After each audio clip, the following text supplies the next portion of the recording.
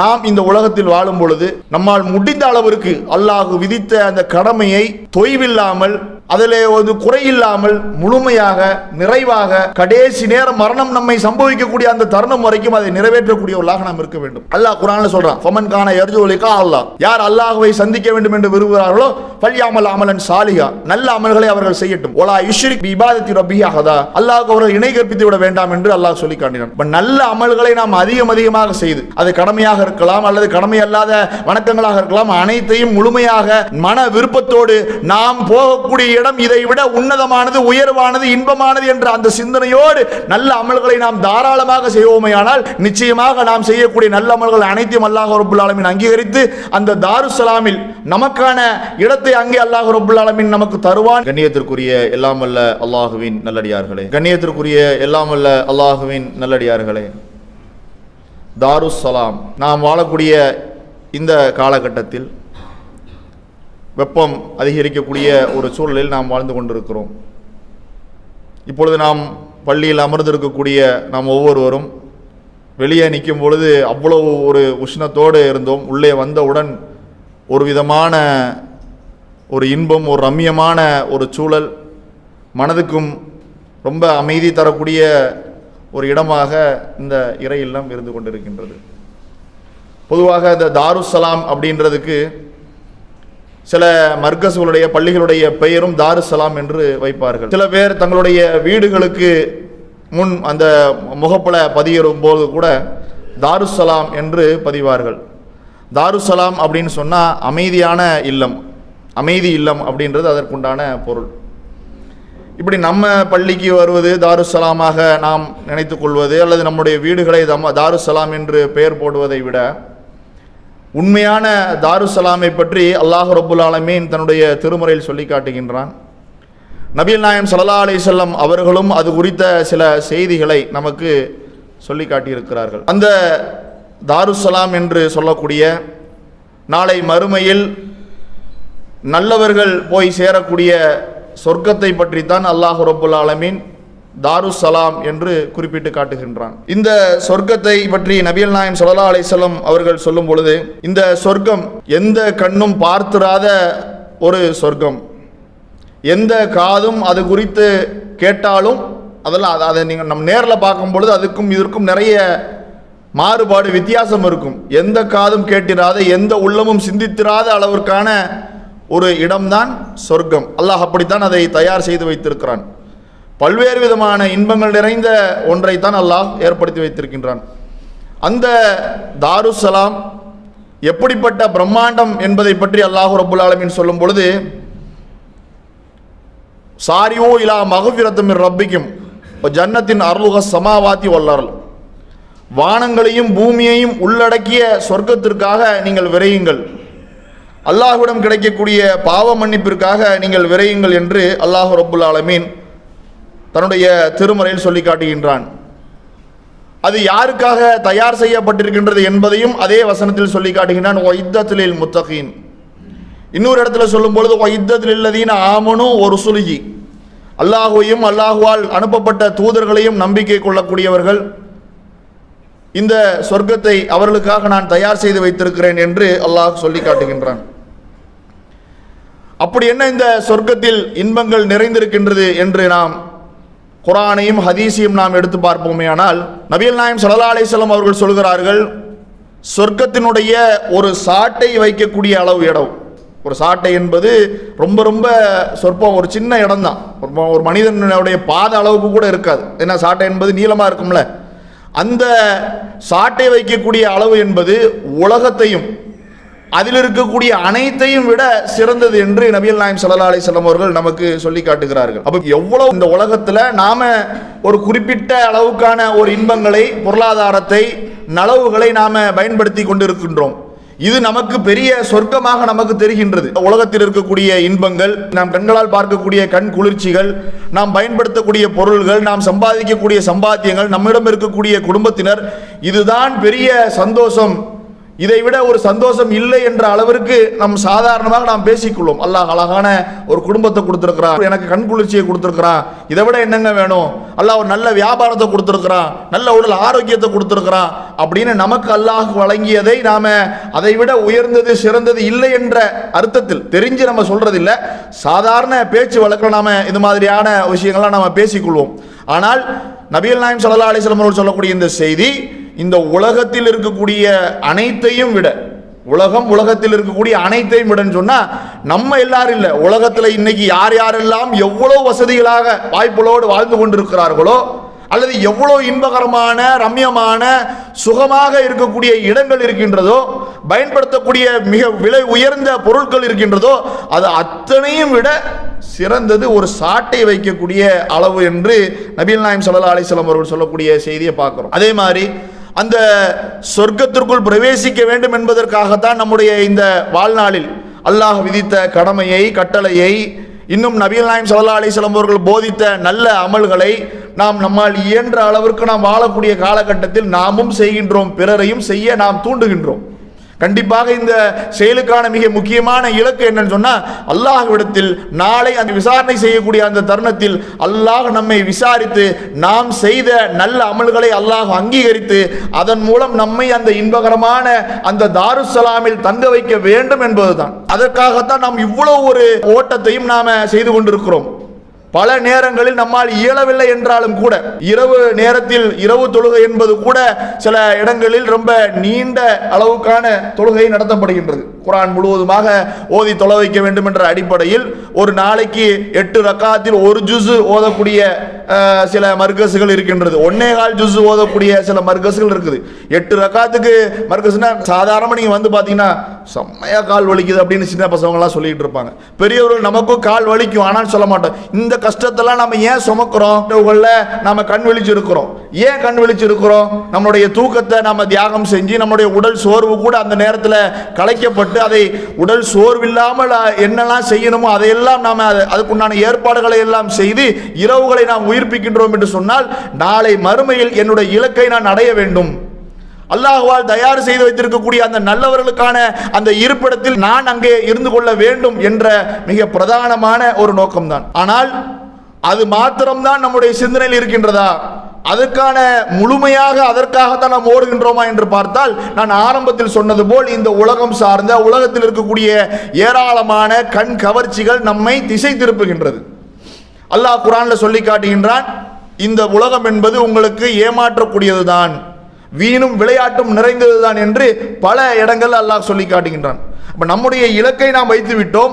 அந்த இலக்கை நோக்கி அந்த பயணத்தை சரியான முறையில் சீரான முறையில் முழுமையாக அதுதான் நம்முடைய இலக்கு என்ற அடிப்படையில் நம்முடைய வாழ்க்கையை நாம் அமைத்துக் கொள்ள வேண்டும்.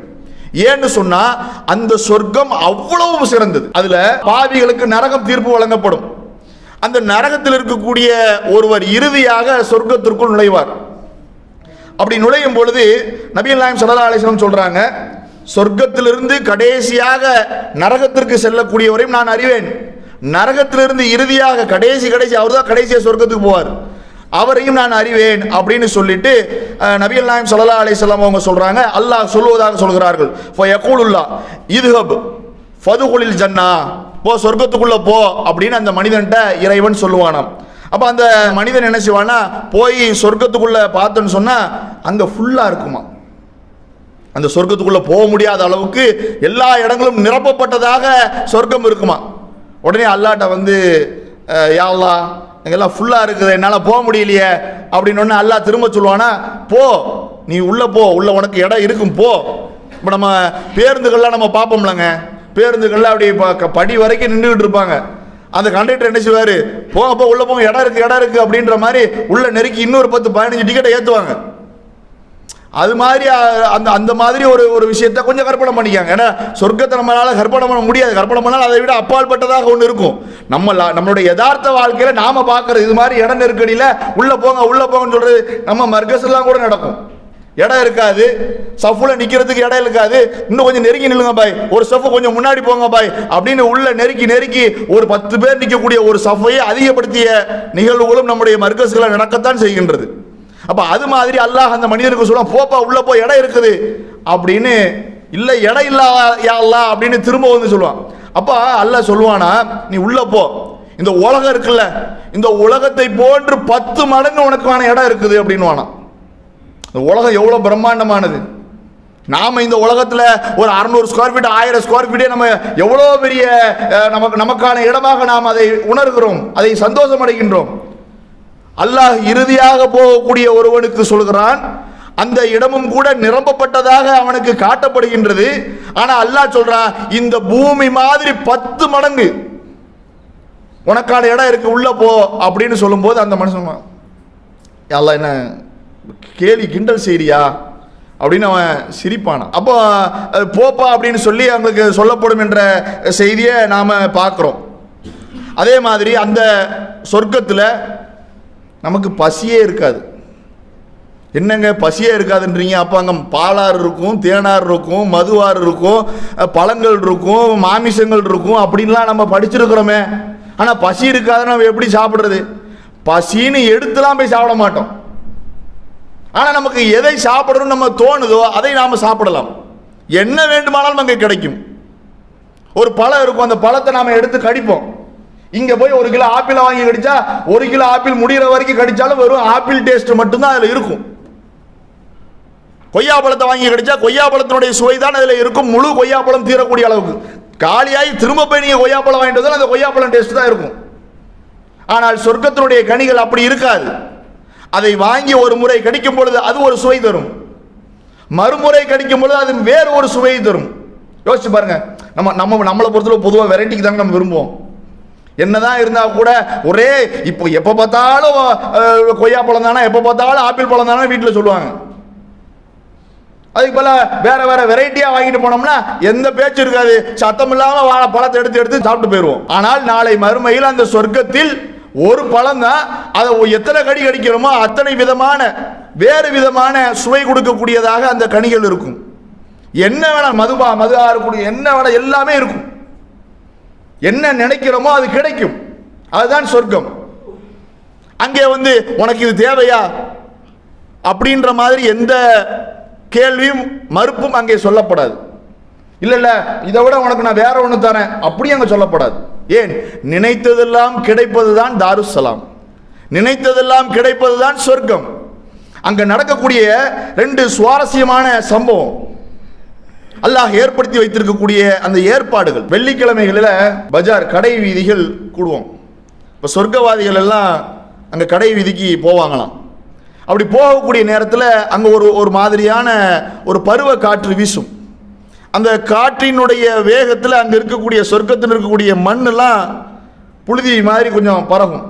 அப்படி பரவி மேலே படும்போது அவர்களுடைய அழகு இன்னும் மென்மேலும் இன்னும் ஜொலிக்குமா, அழகு கூடுமா.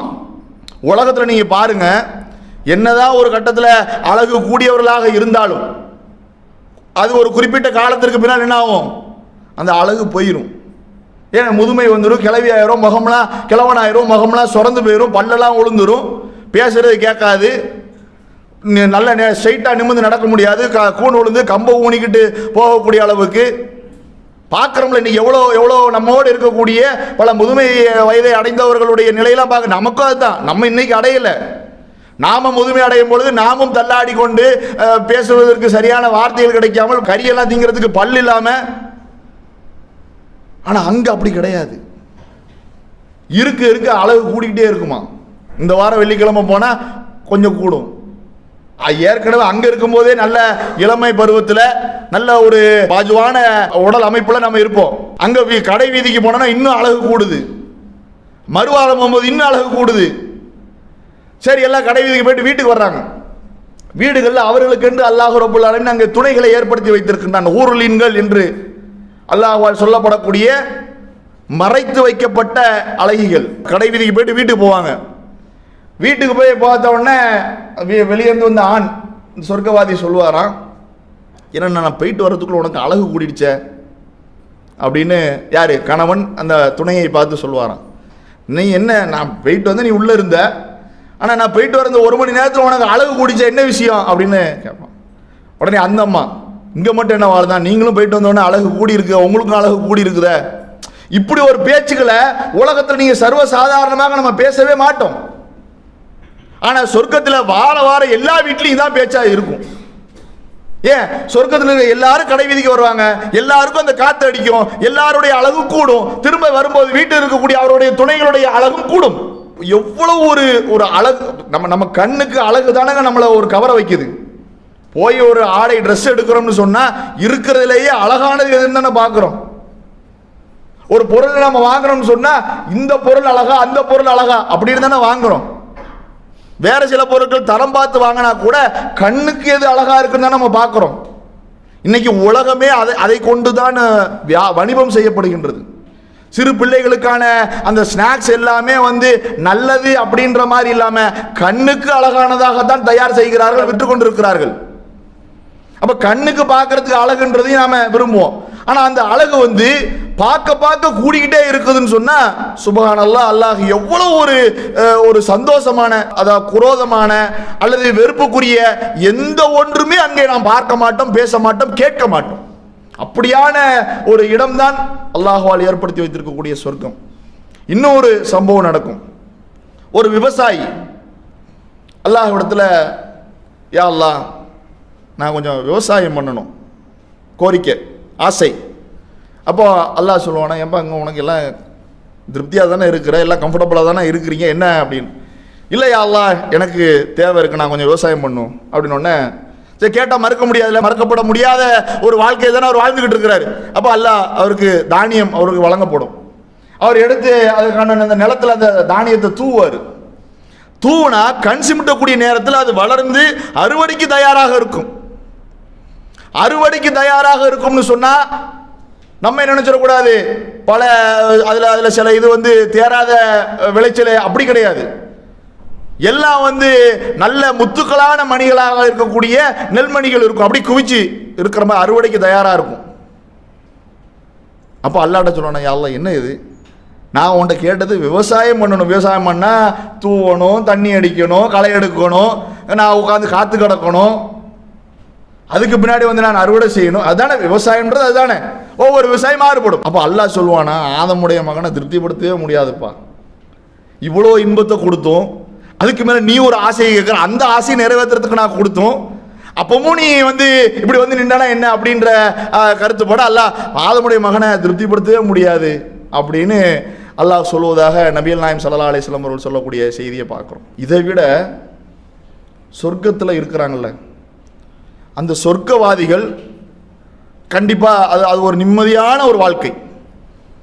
அல்லாஹ் குர்ஆன்ல நீங்கள் சப்பீஸ்ம ரப்பிக்கல் ஆலா எடுத்து பார்த்தீங்கன்னா, சுருரும் மர்ஃபுவா அக்வாபு மௌதுவா, இதெல்லாம் நமக்கு தெரிஞ்ச வசனங்கள். கட்டில் அவர்கள் சாய்ந்து கொண்டிருப்பார்கள், குவளைகள் அடுக்கப்பட்டிருக்கும், தலையணைகள் இருக்கும், விரிப்புகள் இருக்கும். எந்த வேலையும் காலையில் எந்திரிச்சு கடைக்கு போகணும், சம்பாதிக்கணும், வீட்டில் வரணும், வேர்வை இருக்கும், ஏசியை போடணும், ஃபேனை போடணும், எந்த ஒன்றும் கிடையாது.